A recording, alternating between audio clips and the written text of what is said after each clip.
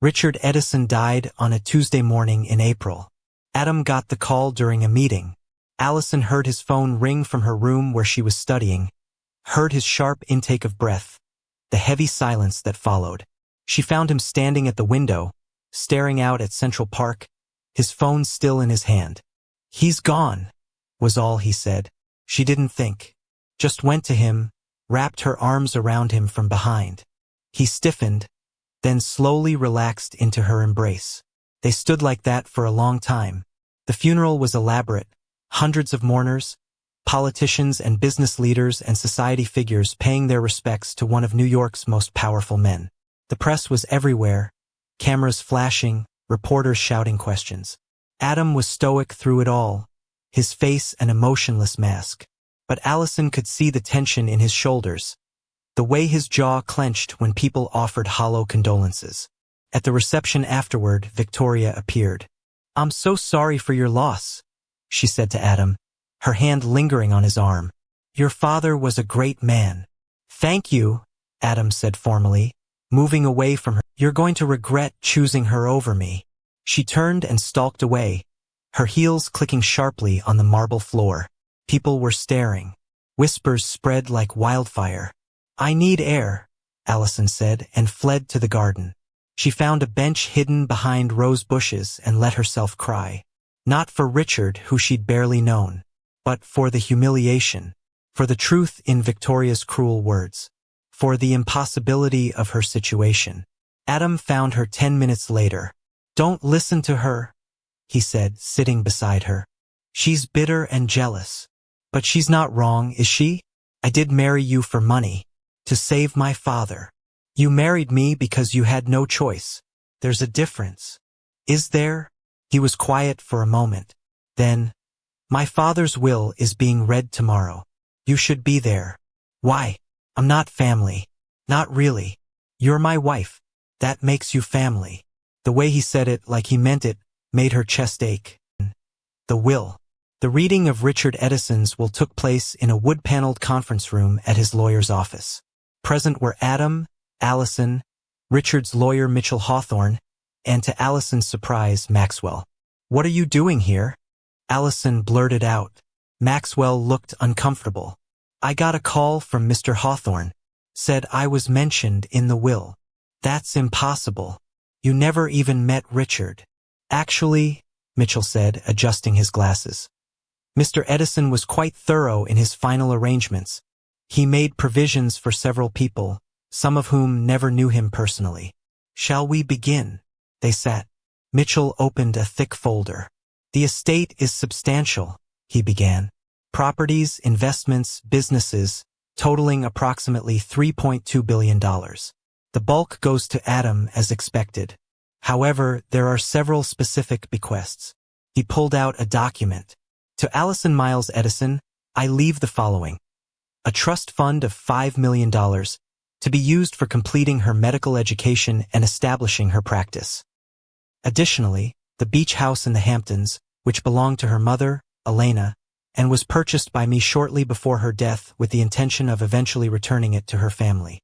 Allison's breath caught. "What? Your mother's beach house?" Mitchell explained. "Mr. Edison bought it when your family faced financial difficulties during her illness. He'd always intended to give it back but wanted to wait until the time was right." Tears streamed down Allison's face. That house, she'd spent every summer there as a child. Thought it had been sold to strangers.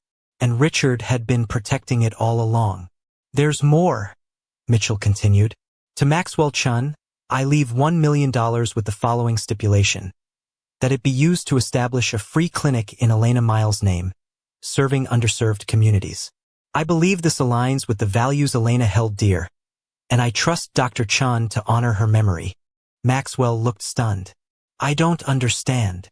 "Mr. Edison did extensive research on everyone connected to his arrangement with Allison," Mitchell said. "He knew about your relationship with her, your commitment to community medicine, your character. He wanted to ensure that even though his actions caused pain, something good would come of it." Adam was staring at the table, his expression unreadable. "Finally," Mitchell said, pulling out another document, "there's a letter addressed to both Adam and Allison. He handed them an envelope. With shaking hands, Allison opened it. Adam leaned in to read over her shoulder. My dear children, if you're reading this, I'm gone. I hope I've left this world knowing you're both happy. But I'm a realist. I know you probably hate me. Adam, you've been angry with me since Caroline died. Angry that I couldn't fix it, couldn't bring her back, couldn't take away your pain. So I stopped trying to connect and started trying to control. I convinced myself that getting you married was about your happiness. But truly it was about my fear of leaving you alone. Allison, you've been a pawn in a game you never asked to play. But I hope you know, I never meant to hurt you. Your mother was one of the best people I ever knew. When I couldn't save her, I promised myself I'd watch over her family. I failed at that too until the end. I've done terrible things in my life. Built an empire on ruthless deals and broken promises. But my greatest regret is trying to engineer love instead of simply allowing it to grow naturally. If there's any mercy in this universe, maybe my manipulation will lead to something real between you two. You're both stubborn, guarded, afraid of being hurt. You're perfect for each other if you just get out of your own way. I love you both. I'm sorry for everything. And I hope someday you can forgive a dying old man's final desperate attempt to leave something beautiful behind. With love and regret, Richard. The room was silent except for Allison's quiet crying. Adam's hand found hers under the table, squeezed once. There's one final thing, Mitchell said gently. A provision in the will that affects your marriage. They both looked up.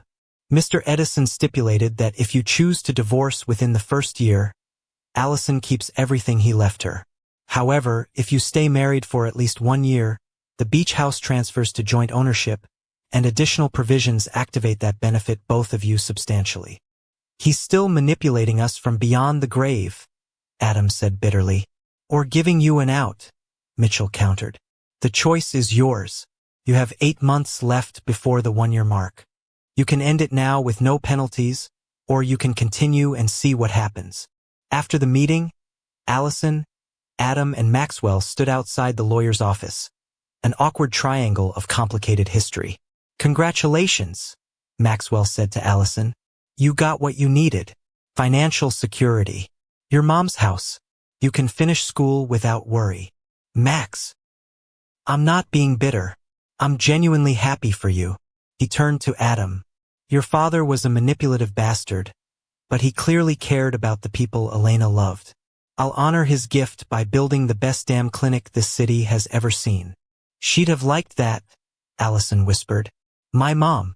She always wanted more free clinics. I know. She told me once at that dinner at your place. Remember? Right before she went into hospice. Maxwell's eyes were sad. She was special. Like you. Maxwell. I'm not trying to win you back, Ollie. I'm saying goodbye properly this time. He held out his hand to Adam. Take care of her. Even if this marriage is just business, she deserves to be taken care of. Adam shook his hand. I will. Maxwell walked away, and Allison watched him go, feeling a chapter of her life finally close. You okay? Adam asked. I don't know. Are you? My father left me billions of dollars and a guilt trip from beyond the grave. So no, not particularly. Want to get drunk? Desperately. They went to a dive bar in the East Village, about as far from Adam's usual scene as possible. Sat in a booth, ordered whiskey, and proceeded to get thoroughly drunk. Tell me about Caroline, Allison said after her third drink. I've only heard bits and pieces. What was she really like? Adam stared into his glass. Beautiful, funny, smart. She worked in art restoration at the Met. Loved classical music and terrible reality TV. Wanted 3 kids and a dog. How'd you meet? Charity auction. She outbid me on a sculpture I wanted. I was furious. She thought it was hilarious. We went for coffee to negotiate. Ended up talking for 6 hours. When did you know you loved her? 3rd date. We went to Coney Island. She wanted to ride every ride, eat hot dogs, win stuffed animals. It was so different from my usual life. So uncomplicated. She made me feel normal. Like I was just Adam. Not Adam Edison, heir to billions. What happened? The night she died. Adam's hands tightened around his glass. We were driving back from my father's house. He just told us he disapproved of the engagement. Said she wasn't suitable for the Edison name. Caroline was upset. I was angry. We were arguing about whether to postpone the wedding. I took my eyes off the road for 1 second. Just 1 second. When I looked back, she was screaming, grabbing her head. I pulled over. She collapsed. Brain aneurysm. She was dead before the ambulance arrived. I'm sorry. The coroner said it could have happened anywhere, anytime. That it wasn't the argument or the stress. That it was just bad luck. Bad timing. But I can't help thinking if we hadn't gone to dinner that night, if I just told my father to go to hell, if I'd driven differently, you'd still be wondering what if, Allison said gently. That's the terrible thing about loss. There's always another what if. Another way you could have changed everything. Is that how you feel about your mom? Every day. What if I'd been home more? What if I'd noticed symptoms earlier? What if I'd convinced her to try different treatments? She took another drink. The guilt is endless. So how do you survive it? Badly, mostly, but also by trying to honor her. By becoming the doctor she believed I could be. By living the life she wanted for me. Is this the life she wanted for you? Married to a stranger for money. Allison thought about it. She wanted me safe, secure, happy. We're 1 out of 3 so far. Which one? Secure. Definitely not happy. Jury's still out on safe. Safe from what? From falling for my fake husband and getting my heart broken when this all ends. The words hung in the air between them, heavy with truth and whiskey courage. Adam stared at her. Allison. Forget I said that. I'm drunk. No. He reached across the table, took her hand. Don't take it back. I need to know if. If what?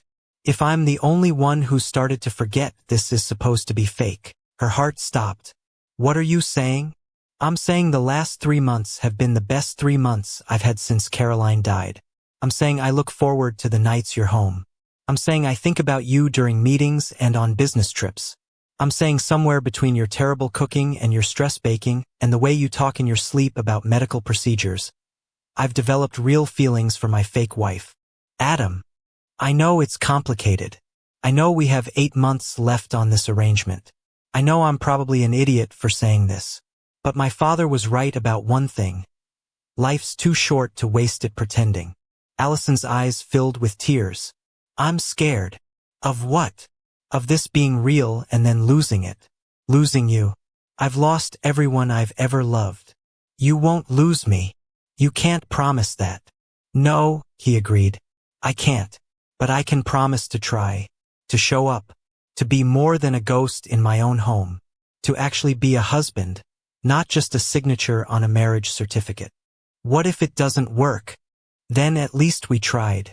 At least we gave this a real shot instead of just counting down days until we're free. She squeezed his hand. Okay. Okay. Let's try. Let's make this real. Let's see what happens. He smiled, a real smile, the kind that reached his eyes. Yeah. Yeah. They kissed there in the dive bar, tasting of whiskey and possibility. And for the first time since this nightmare began, Allison felt something like hope. The next morning, Allison woke with a pounding headache and a text from Adam. Breakfast? Let's talk about last night when we're sober. She found him in the kitchen, looking unfairly good despite drinking as much as she had. Coffee was already made. Morning, he said, handing her a mug. Morning. So, did we really agree to make this marriage real, or was that the whiskey talking? Little bit of both, I think. He leaned against the counter. But I meant what I said. I want to try. If you do. For the record, I called Victoria yesterday and told her to stop contacting me. Blocked her number. She's out of my life. Really? Really? You're my wife. Fake or not, that means something. He paused. What else? We need to figure out the physical stuff. I'm not saying we jump into bed tonight, but we should probably discuss expectations. Adam's ears turned red. Right? That. Yeah, that. I think We should take it slow? See where things go naturally. I haven't been with anyone since before Caroline, and I don't want to rush it and screw this up. That works for me. Slow is good. Okay. Anything else? We should probably go to your father's beach house. The one that was my mom's. I haven't been there since she died. It might be hard. We can do that together. This weekend if you want. I'd like that. They smiled at each other, awkward and uncertain but trying. Over the next few weeks, they actually dated. Adam took her to dinner, not expensive restaurants where photographers lurked, but small places where they could actually talk. They went to museums, walked through Central Park, saw movies. Allison learned that Adam was funny when he relaxed, that he loved old jazz and hated modern art, that he'd wanted to be an architect instead of a businessman but his father had forbidden it. Adam learned that Allison sang off-key in the shower, that she was terrified of birds, that she'd wanted to be a veterinarian until she realized she couldn't handle putting animals to sleep. They learned each other, and slowly, carefully, they fell in love. The first time they kissed sober was in the kitchen after Allison successfully made dinner without burning anything. Adam had laughed at her victory dance, and she'd grabbed him and kissed him, and suddenly they were making out against the refrigerator like teenagers. They pulled apart, breathless. That was nice, Allison said. Yeah. Adam tucked a strand of hair behind her ear. Want to do it again? Definitely. They took it slow. Kisses became longer. Touches became bolder. But neither pushed for more, content to let things develop naturally. Then one night, 6 months into their marriage, Adam came home late from a trip to find Allison crying in the living room. What's wrong? He was at her side immediately. I failed my surgery rotation eval. Dr. Reeves said I was distracted, making mistakes. She's recommending I retake it next semester. I'm sorry. Is there anything I can do? Just stay with me? I don't want to be alone right now. He pulled her into his arms, held her while she cried. Eventually they ended up lying on the couch together, her head on his chest, his fingers running through her hair. Tell me a story, she whispered. Something happy. When I was 7, my mom was still alive. She used to take me to this playground in Brooklyn, away from Manhattan and my father's world. We'd spend hours there. She'd push me on the swings until I thought I could touch the sky. She sounds wonderful. She was. She died when I was 10. Cancer, like your mom. I didn't know that. My father doesn't like to talk about her. It's like she never existed. But I remember everything about her. Her laugh, her perfume, the way she'd sneak me cookies before dinner. Do you ever visit her grave? Once a year, on her birthday. My father doesn't know. Can I come with you? Next time. He kissed the top of her head. I'd like that. They fell asleep like that, tangled together on the couch. Allison woke to sunlight streaming through the windows and Adam still holding her, his face peaceful in sleep. She traced the line of his jaw with one finger, marveling at how much had changed in 6 months. His eyes opened, found hers. Morning. Last night was perfect. You're perfect. I'm really not. Perfect for me, then. He smiled, kissed her softly. I'm falling in love with you. Is that okay? Her heart swelled. Yeah, it's okay. Because I'm falling in love with you too. Good. They kissed again, deeper this time, and Allison felt something shift between them. A door opening. A future becoming possible. Until Adam's phone rang. It was Margaret, his assistant. From Adam's end of the conversation, Allison gathered there was a crisis at one of the development projects. He needed to fly to Miami. Immediately. I'm sorry, he said after hanging up. I have to go. But when I get back, we should talk. Really talk. About what we want this to be. When will you be back? Few days. A week at most. Okay. I'll miss you. I'll miss you too. He kissed her goodbye, and Allison watched him pack, feeling lighter than she had in months. She didn't know that everything was about to fall apart. Adam had been gone for 3 days when the first photo appeared online. Allison was studying at the hospital when Sarah rushed over, phone in hand, face pale. Ollie, you need to see this. It was a gossip website. The headline, Edison heir steps out with mystery blonde while wife at home. The photo showed Adam leaving a Miami nightclub with a stunning blonde woman. She was laughing, her hand on his arm. He was smiling, looking relaxed, looking like he was having a good time. Allison's stomach turned to ice. I'm sure it's not what it looks like, Sarah said quickly. Maybe it's business? But there were more photos. Adam and the blonde at dinner, in a limo, entering his hotel. Adam Edison's marriage already on the rocks? The caption read. Sources say the arranged union between the billionaire and medical student Allison Miles was always doomed to fail. Allison called him. It went to voicemail. She texted, "Call me." Now, hours passed. No response. More photos appeared. Different gossip sites, all showing the same thing. Adam with this woman, looking intimate, looking happy.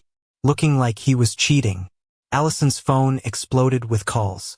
Friends, classmates, reporters. Everyone wanted a statement, a reaction, confirmation of the rumors. She turned off her phone and went home. Margaret was there, looking uncomfortable. Mrs. Edison. Don't. Allison's voice was sharp. Do you know who she is? The woman in the photos. Margaret hesitated. Her name is Natasha Volkov. She's a real estate developer Mr. Edison has been negotiating with on the Miami project. That's all. As far as I know, yes.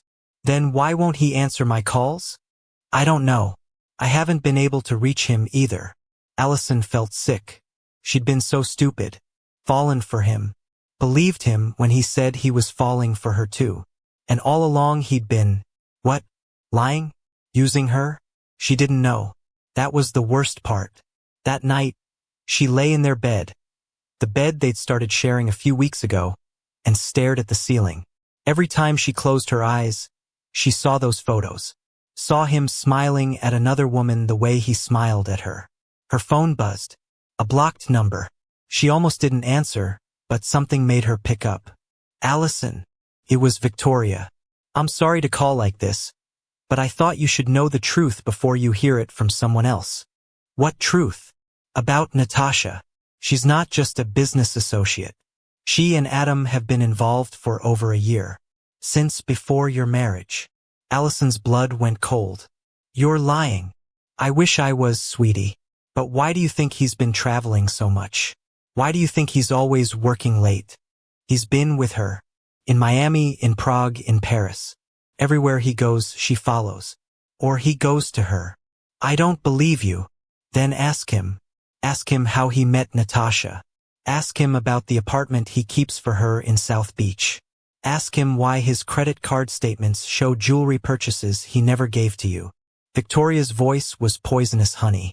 I tried to warn you at the gala. Adam Edison doesn't do relationships. He does transactions. You were a transaction to satisfy his father. Nothing more. Why are you telling me this? Because I actually feel sorry for you. You seem like a nice girl who got caught in a very ugly game. And because I know what it's like to love Adam and be disappointed. Victoria paused.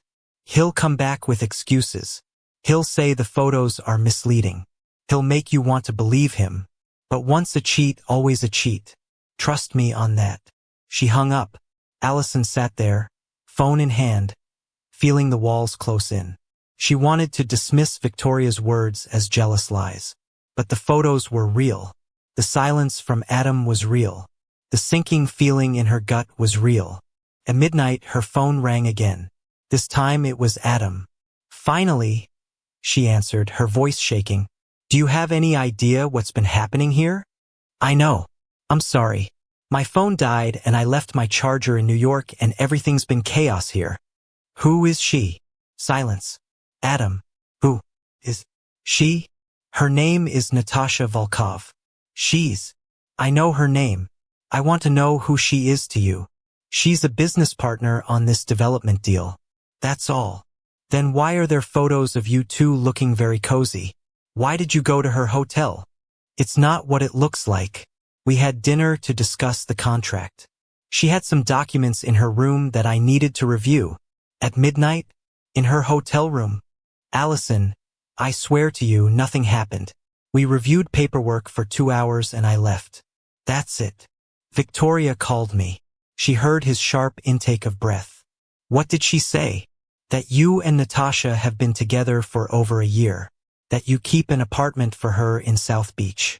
That you bought her jewelry. Is any of that true? No. Jesus, no. Victoria is lying because she's angry I chose you over her. She's trying to sabotage us. Then explain the jewelry purchases. What jewelry purchases? She said your credit card statements. She has no access to my credit card statements. She's making things up. His voice was desperate now. Baby, please. You have to believe me. I would never cheat on you, especially not now. Not when we're finally building something real. How can I believe you when you won't answer my calls for 3 days? When these photos are everywhere? When everyone is calling me the fool who married you for money while you run around with other women? I'm coming home. Right now. We'll talk face to face. Don't. I can't look at you right now. Allison. She hung up. For the next 2 days, she ignored his calls, his texts, his increasingly desperate voicemails. She threw herself into her studies, using work as an escape from the gossip and pitying looks from everyone at the hospital. Dr. Reeves pulled her aside on the second day. I don't usually involve myself in my residents' personal lives, but you need to get your head together. You're making mistakes that could cost lives. I know. I'm sorry. Whatever's happening in your marriage, you can't bring it into the or. Either figure it out or leave it at home. Yes, ma'am. But she couldn't figure it out, because she didn't know what was true anymore. The confrontation. Adam came home on the third day. Allison was in the kitchen, stress baking again, when she heard his key in the lock. She didn't turn around. Allison. His voice was rough, exhausted. Please look at me. She turned. He looked terrible. Unshaven, rumpled, dark circles under his eyes. I've been trying to reach you for 3 days, he said. I know. You wouldn't answer. No. He set his briefcase down, ran a hand through his hair. I don't know how to convince you that nothing happened with Natasha. I've told you the truth. She's a business associate. The photos were taken out of context. Victoria is lying to hurt us. Are you sure about that? Yes. Why would I risk what we have for some random woman? I don't know, Adam. Why would you? Maybe because we're not real. Maybe because this whole thing started as a business arrangement and I was stupid enough to think it became something more. It is something more. You know it is. Do I? Because from where I'm standing, it looks like I'm just another transaction. Another deal. The wife who stays home while you travel and do whatever you want. That's not fair. None of this is fair. Her voice broke. I gave up everything for this marriage. My relationship with Maxwell. My plans for the future. My dignity. And for what? To be humiliated in front of the entire city while tabloids speculate about how naive I was to believe in us. You're not naive. And you're not being humiliated. Those photos mean nothing. They mean something to me. They mean that everyone was right. Victoria, the tabloids, everyone who said this marriage was doomed from the start. I'm the idiot who fell in love with her fake husband and thought it was real. Adam's face went pale. You love me? She laughed bitterly. Of course I love you. I've been falling in love with you for months.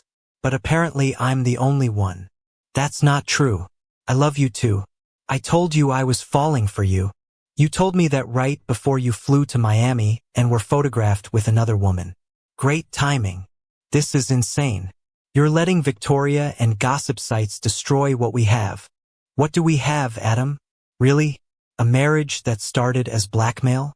A relationship built on lies and manipulation? Maybe we were fooling ourselves thinking it could ever be real. Don't say that. Why not? It's true.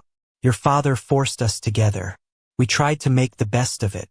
But maybe this is the universe's way of telling us it was never meant to work. Adam's jaw clenched. So that's it? You're giving up on us because of some photos and a vindictive ex-girlfriend.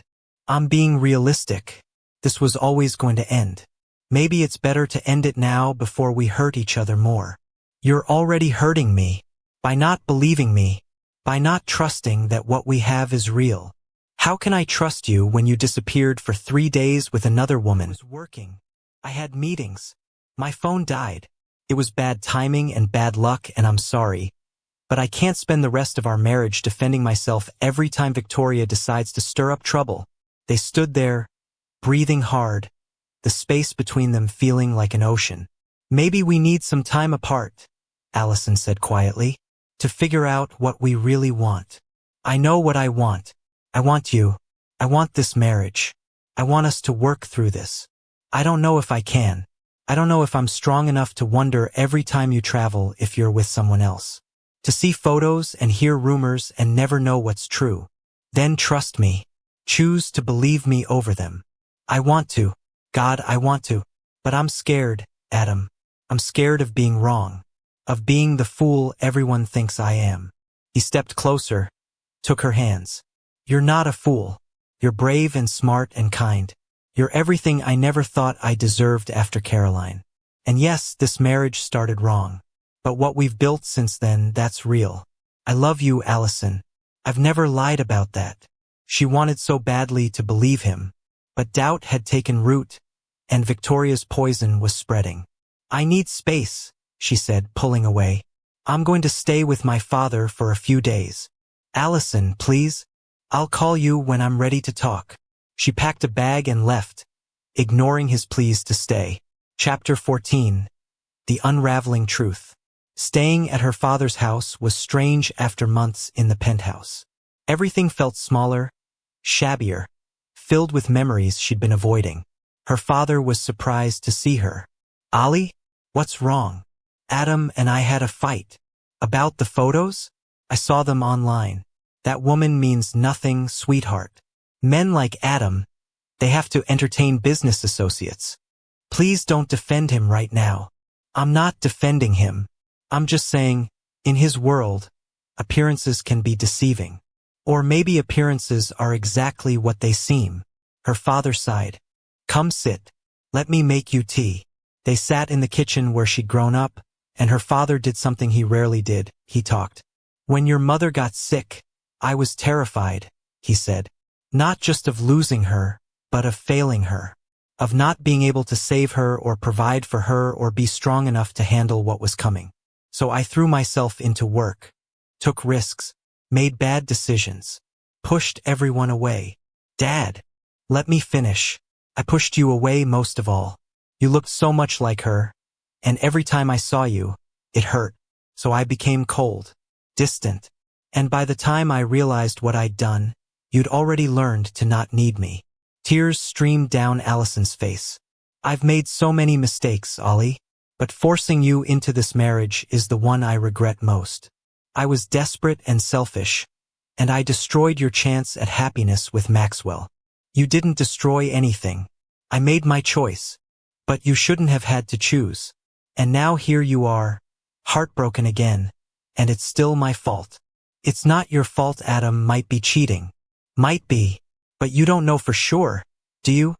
The photos. Photos can lie. Context matters. Have you actually asked this Natasha woman what happened? Allison blinked. What? If she's a business associate, she has contact information. Email. Phone. Have you reached out to her directly? She hadn't. She'd been so caught up in the photos and Victoria's poison that she hadn't thought to go directly to the source.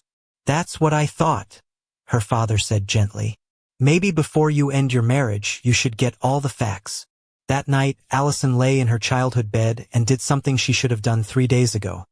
She researched Natasha Volkov. What she found surprised her. Natasha was 42, married with 3 children. She'd built her own development company from the ground up, specializing in affordable housing projects.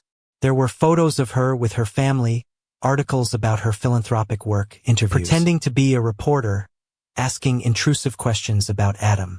She gave the name Victoria Andrews. Victoria, of course. She's Adam's ex-girlfriend. I gathered that. Mrs. Edison, your husband has been nothing but professional and respectful. He talks about you constantly, shows everyone photos of you. The man is clearly in love with his wife. Whatever this Victoria woman is trying to accomplish, Don't let her succeed. After they hung up, Allison sat there feeling like the world's biggest fool. Not for believing the photos, but for not trusting Adam. For letting Victoria's poison work exactly as intended. She called Adam. He answered on the first ring. Allison, I talked to Natasha. Silence. Then, and I'm sorry. I'm so sorry. I should have trusted you. I should have asked you directly instead of listening to Victoria's lies. I should have believed in us. You're not a fool for doubting. The photos looked bad. And given how our marriage started, I understand why trust is hard. His voice was rough with emotion. I just wish you'd talk to me before deciding we needed space. I was scared. I've lost everyone I've ever loved. My mom, Maxwell, in a different way. I was terrified of losing you too, so I pushed you away first. You're not going to lose me. Not if you don't want to. I don't want to. I want to come home. I want to make this work. Can I? Yes. God, yes. Come home. I'm on my way. But when Allison got back to the penthouse, something was wrong. The door was ajar. She could hear voices inside. Adam's and someone else's. Female. She pushed the door open. Victoria was there, standing in their living room holding what looked like legal documents. Ah, perfect timing, Victoria said with a cruel smile. I was just showing Adam the evidence. Evidence of what? Allison demanded. Of your affair with Maxwell Chin. The affair you've been carrying on for months while playing the devoted wife. Allison's jaw dropped. That's insane. I haven't seen Maxwell since the will reading. Really? Then explain these. Victoria spread photographs on the coffee table. Photos of Allison and Maxwell together. At a coffee shop. Walking through a park. Hugging outside a building. Allison's heart sank. She recognized those photos. They were from months ago, from before her marriage. But they'd been doctored to look recent. The dates in the corners changed, the backgrounds altered. These are fake, Allison said. Those photos are from over a year ago, before Adam and I even met. That's convenient, Victoria said. But I have phone records too. Dozens of calls between you and Maxwell. Text messages. Meeting schedules. Let me see those, Adam demanded. Victoria handed him a folder. As he flipped through it, his face went pale. Adam, whatever she's showing you, it's fake. I haven't been in contact with Maxwell except for that one meeting about the clinic. The clinic you've been helping him design, Victoria interrupted. The one where you've been meeting him several times a week for consultations. That's a lie, is it? Then why does your calendar show appointments at his office every Tuesday for the past 2 months? Allison grabbed her phone, pulled up her calendar. There were appointments there she hadn't made. Someone had hacked her calendar and added fake meetings. Someone's setting me up, she said desperately. Adam, you have to believe me. I haven't been seeing Maxwell. These documents are fake. The photos are old. Victoria is fabricating all of this. Why would I do that? Victoria asked innocently. What do I have to gain? Adam, you want him back and you're willing to destroy our marriage to get him. If your marriage is so strong, why would my little evidence packet matter? Victoria's smile was venomous. Unless, of course, Adam knows deep down that you never really loved him. That you married him for money and have been pining for Maxwell this whole time. That's not true. Then explain this. Victoria pulled out one more photo. This one showed Allison and Maxwell kissing. It was clearly doctored. Allison could see the pixelation around their faces, but it looked damning. Adam, Allison turned to him, desperate. You know me. You know I wouldn't do this. Look at that photo. Really look at it. It's photoshopped. Adam was staring at the photo, his jaw clenched, his hands shaking. Adam, please. You have to trust me. Like you trusted me? His voice was cold. Like you believed me when I said nothing happened with Natasha? That's different. Is it? Because it feels exactly the same. Except now I'm the one looking at photos and documents and wondering if everything between us was a lie. It wasn't a lie. I love you. You said you needed space. You ran to your father's house instead of fighting for us. And now I find out you might have been seeing your ex the whole time.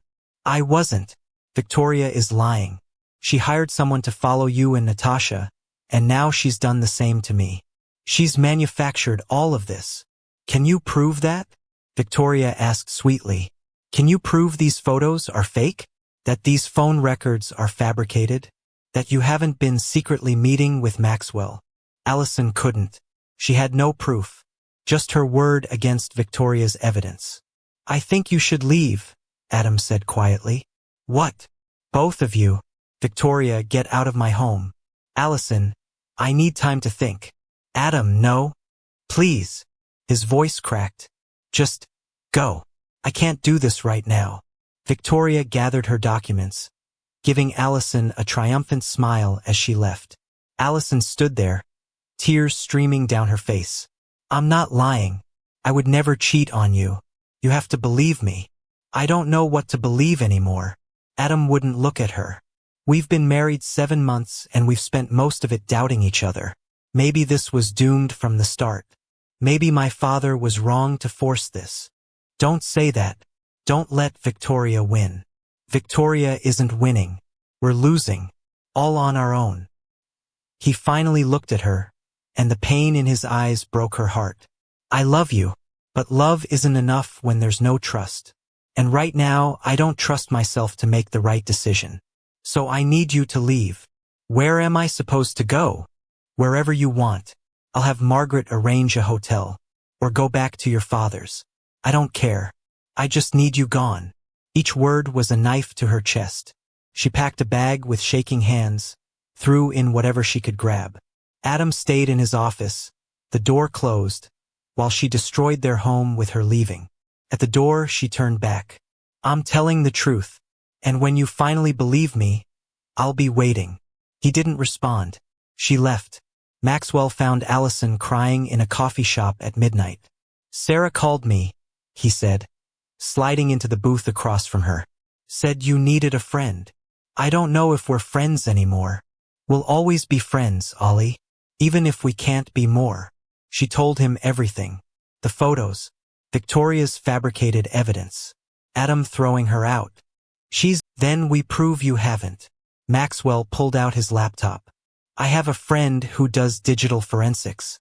He can analyze those photos, trace the phone records, check your calendar's access logs. If Victoria fabricated this evidence, we'll be able to prove it. Why are you helping me? After everything. He smiled sadly. Because I know you, Ollie. You're a lot of things, but you're not a cheater. You're not a liar. And you deserve to be happy, even if it's not with me. He opened his laptop. Now, let's take down Victoria Ashford. They worked through the night. Maxwell's friend, a cybersecurity expert named Dev, joined them remotely. Together, they began unraveling Victoria's web of lies. The photos were the easiest to debunk. Dev found the original images online, photos from a photography database that had been stolen and manipulated. He showed Allison the metadata, the Photoshop layers, the obvious signs of forgery. The phone records were harder. They appeared legitimate at first glance. But Dev traced them back to a company that specialized in creating fake documentation for divorce proceedings, the kind of place where you could buy evidence of infidelity for the right price. She paid $15,000 for this package, Dev said, pulling up transaction records. Created a whole fake narrative of you and Maxwell reconnecting. Phone call, you should go to the police. First, I need to show Adam. He needs to see the truth. What if he doesn't believe you? Even with proof. Then at least I tried. She went to the penthouse at 7 a.m., knowing Adam would be up. He always rose early, even on weekends. But when she got there, she found him on the couch, still in yesterday's clothes, surrounded by empty bottles. He looked like he hadn't slept. Allison. His voice was hoarse. What are you doing here? I have proof. Proof that Victoria fabricated everything. She spread the documents on the coffee table. Showed him Dev's forensic analysis. The fake photo evidence. The paid-for phone records. The IP address. Adam stared at the documents, his hands trembling as he picked up each piece of evidence. His face cycled through emotions. Confusion, disbelief, then slowly, dawning horror. She fabricated all of it, Allison said quietly. Maxwell helped me prove it. His friend is a cybersecurity expert. Everything Victoria showed you was fake. Adam's jaw clenched. I threw you out. I believed her over you. You were hurt. I did the same thing to you with the Natasha photos. That's different. You had reason to doubt after everything we'd been through. I should have known better. I should have trusted you. He looked up at her, eyes red-rimmed. I'm so sorry, Allison. God, I'm so sorry. I forgive you. If you can forgive me for doubting you first. He stood, pulled her into his arms, held her like he was afraid she might disappear. We've been idiots, both of us, letting her manipulate us, destroy what we built. So what do we do now? Adam's expression hardened. Now, we make sure Victoria never does this to anyone else again. Adam stared at the documents, his hands trembling as he picked up each piece of evidence. His face cycled through emotions, confusion, disbelief, then slowly, dawning horror. She fabricated all of it, Allison said quietly. Maxwell helped me prove it. His friend is a cybersecurity expert. Everything Victoria showed you was fake. Adam's jaw clenched. I threw you out. I believed her over you. You were hurt. I did the same thing to you with the Natasha photos. That's different. You had reason to doubt after everything we'd been through. I should have known better. I should have trusted you. He looked up at her, eyes red-rimmed. I'm so sorry, Allison. God, I'm so sorry. I forgive you. If you can forgive me for doubting you first. He stood, pulled her into his arms, held her like he was afraid she might disappear. We've been idiots, both of us, letting her manipulate us, destroy what we built. So what do we do now? Adam's expression hardened. Now, we make sure Victoria never does this to anyone else again. Adam's lawyers filed charges against Victoria within hours. Fraud, harassment, stalking, criminal impersonation. The evidence was overwhelming. Victoria was arrested at her apartment that afternoon. The media attention faded. Victoria pleaded guilty and was sentenced to 18 months in prison, plus restitution and a restraining order. Adam and Allison were finally left alone. Their one-year anniversary approached, the date when Richard's will would fully activate, transferring the beach house to joint ownership and releasing additional provisions. We don't have to stay married for the money, Adam said one night as they lay in bed. We have enough proof now that the marriage was genuine. We could end it if you want, if you're tired of all the drama. Allison turned to face him. Is that what you want? No. I want to stay married. I want to wake up next to you every day. I want to fight about your terrible cooking and your stress baking. I want to meet you for lunch at the hospital. I want everything if you'll let me. I want that too. She kissed him softly. I love you. Not because of money or arrangements or your father's will. Just because you're you. Because you make me laugh. Because you understand loss. Because you're patient with my fears even when I'm not. I love you too. Even when you doubt me. Even when we mess up. Even when it's hard. Especially when it's hard, she agreed. They made love that night, tender and unhurried, relearning each other after weeks of doubt and distance. Allison stood on the deck of the beach house, her mother's beach house, and watched the sunset paint the sky in shades of orange and pink. Behind her, Adam was attempting to grill burgers with Maxwell's supervision. The two men had formed an unlikely friendship, bonded by their shared love of Allison and Maxwell's relentless teasing about Adam's privileged upbringing. You're burning them, Maxwell said. I'm creating a char. It's intentional. That's not char, that's carbon. Allison smiled, listening to them bicker. Sarah and her husband were setting the table. Allison's father was inside, playing cards with Maxwell's fiancée, Emma.